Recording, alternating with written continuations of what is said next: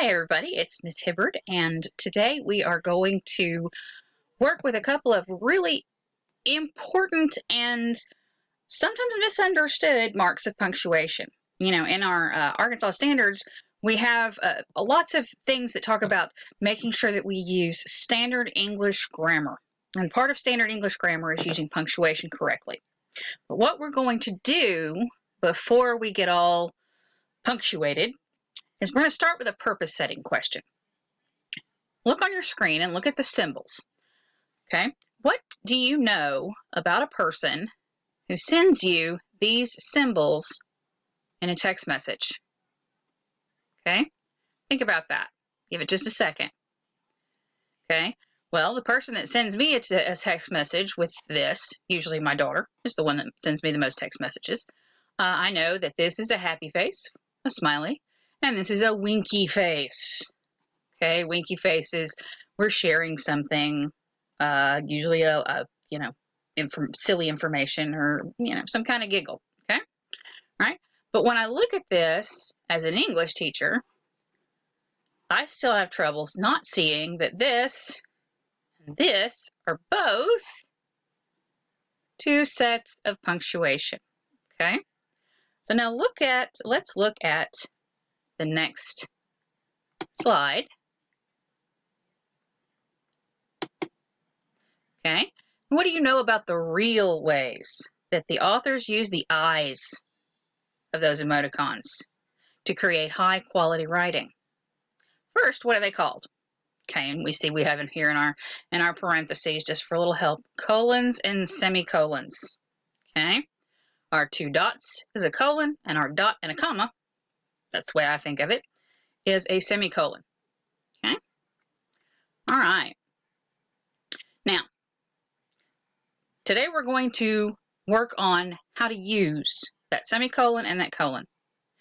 And I went and I did some research and I looked for ways to help students understand how to use semicolons and colons. And I got 12 rules for this and 9 rules for that, 15 rules for that. And I decided that the way I thought of it was probably the easiest way to do it. Because I don't believe that learning grammar should require learning a whole bunch of rules. Okay? I mean, after all, did you learn a lot of rules about staying away from power outlets when you were a kid? No. Mom just said, stay away from the outlet, the electricity will kill you, right? Okay, so we're going to use what Mom said as a way to get into how to use our punctuation, okay? All right, let's look at that sentence that I said. Your mom just told you why you needed to stay away from that outlet. Electricity will kill you, okay? Now we see this colon right here. And most of the time, if I ask students, what do you use a colon for? They say, it goes before a list. And yes, it does. But going before a list is actually only one part of what a colon does. In this case, our colon precedes another set of words, a clause that could stand alone as its own sentence. Okay? We could say, your mom just told you why you need to stay away from that outlet, period. Capitalize that E, electricity will kill you, and we have a second complete sentence. Okay? Now, the reason, though, that we use that colon is because of the relationship between those two pieces of information.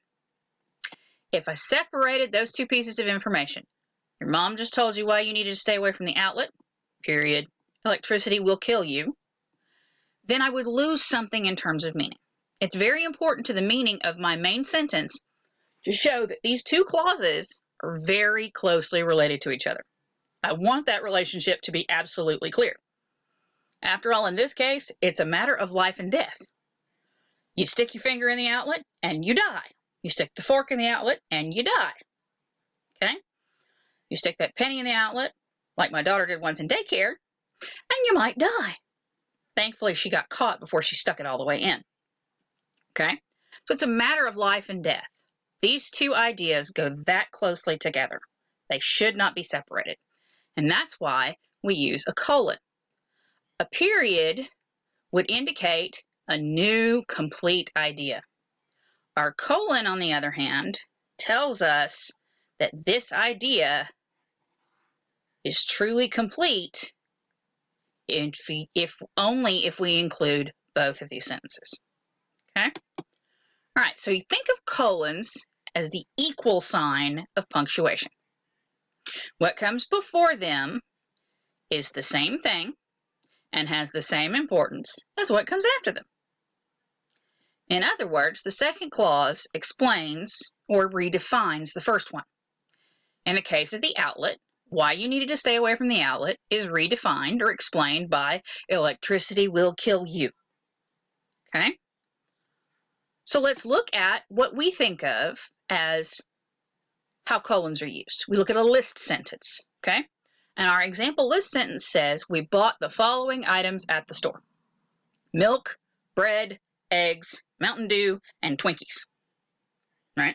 That's two things very important. The colon creates an equivalency between the word items up here and what we actually bought. In fact, we could reverse the statement if we wanted to. Milk, bread, eggs, Mountain Dew, and Twinkies. These were the things we bought at the store. So it shows that both sides of that colon have equal weight in terms of meaning. Okay? Electricity will kill you, so you shouldn't stick your finger in the outlet. These are the things we bought at the store. Milk, bread, and eggs. Milk, bread, and eggs. These are the things we bought at the store. Okay? Both sides of the colon have equal weight in terms of meaning. All right? So now, if we think of our colon as creating equal weight, let's try this sentence. Okay? What are the equal elements here? Now, I've highlighted the colon for you. And what we want to do is we want to look at what comes before the colon and what comes after the colon. I was devastated at what he had done. Eating the last Twinkie was the ultimate betrayal. Okay? Now, in this case, obviously both sentences are equal, but we can look for some key words, some key phrases that show us that equality even better. Okay? So what do we think? I was devastated at what he had done. Eating the last Twinkie was the ultimate betrayal. Heartbreak, ultimate betrayal, no more Twinkies. Okay? Thinking about it? Let's go. The colon is going to create an equivalent between what he had done and eating the last Twinkie. In this case, the second clause redefines the first. Whoops. Gotta go back. Second clause redefines the first. What he had done. Well, what had he done? He ate the last Twinkie. Okay? So I was devastated at what he had done. Eating the last Twinkie was the ultimate betrayal. What he had done was eat the Twinkie. So this, eating the Twinkie, defines what he had done and gives those things their equal weight. This is another sentence that we could actually flip, and we could say, eating the last Twinkie was the ultimate betrayal.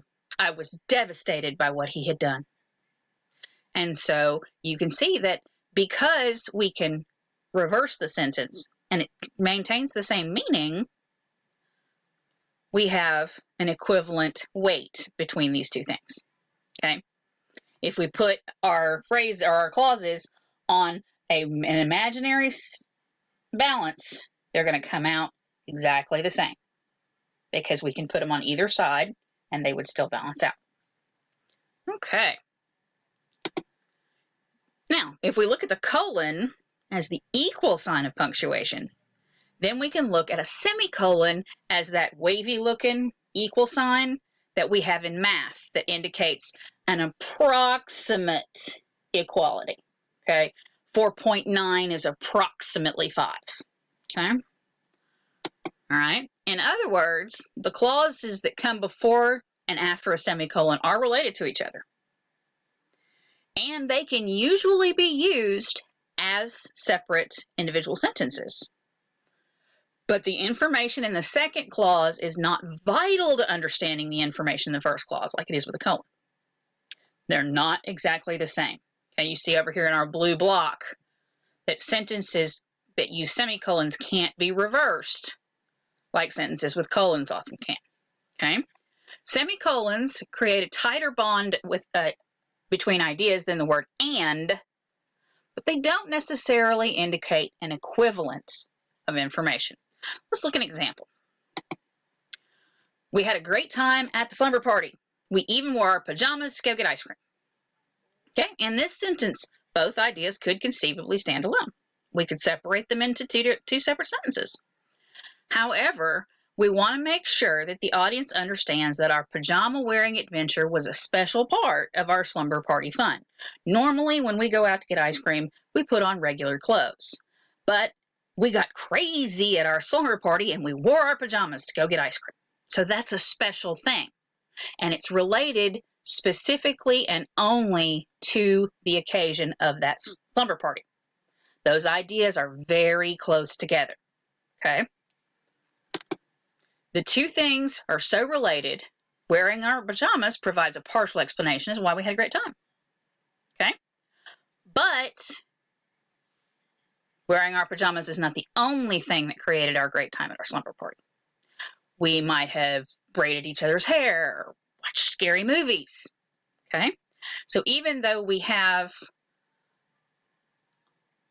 what looks like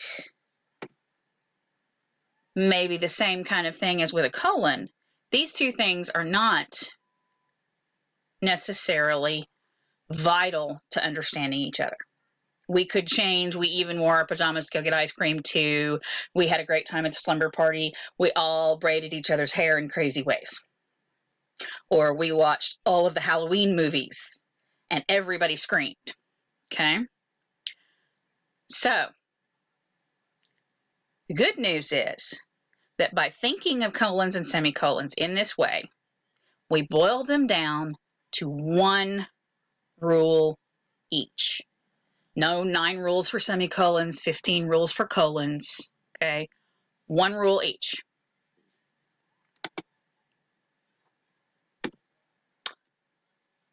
Use a colon when two pieces of information are so closely related that they are vital to understanding one another. Use a semicolon when you want or need to make sure that your audience knows that two pieces of information are related to each other. You want to make sure they understand that. So use a colon when two pieces of information are so closely related that they are vital to understanding one another. They need to be together rather than in separate sentences. They need to be kept together because that period, it signals that there's a brand new idea coming. Well, that brand new idea isn't brand new if there's a colon. It's an idea that is redefining or explaining that first idea. Okay?